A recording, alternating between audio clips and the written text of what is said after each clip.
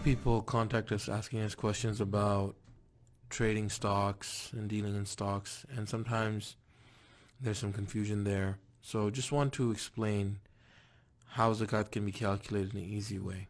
Okay, so there's basically two main ways of doing it, okay?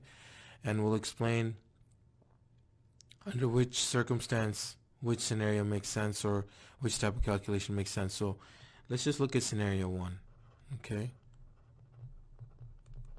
And in scenario one, let's say the person does day trading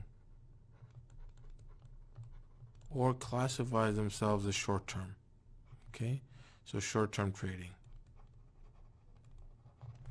And short-term for the purpose of zakat is anything that is less than 1 lunar year.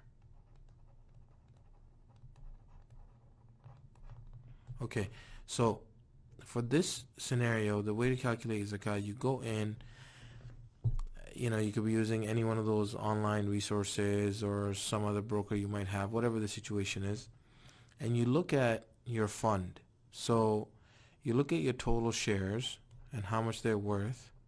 So total shares and whatever cash you might have in, from sales and things that you might still have in that, and you take the entire amount, and on your zakat date you just times it by 2.5%.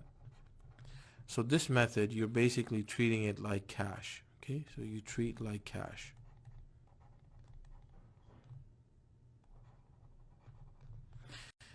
The other scenario is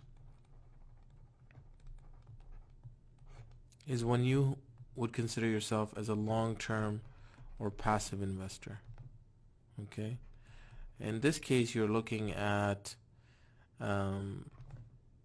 more than 1 lunar year. Okay, so the criteria is there. Okay, and in this situation there's a specific formula you're supposed to follow. Now in this case you're considered as a part owner in the company, so you have to look at some of the things in the company. So you will look at the balance sheet of the company, okay, and from the balance sheet you will look at the cash plus the accounts receivables, okay, plus the inventory.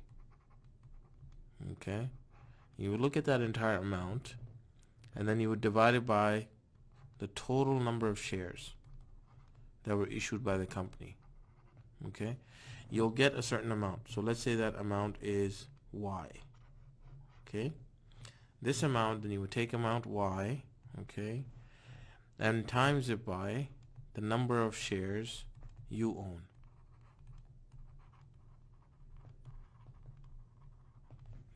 This will give you a certain number. This number is what you have to pay zakat on. Okay, so this number you would take and then times it by 2.5%.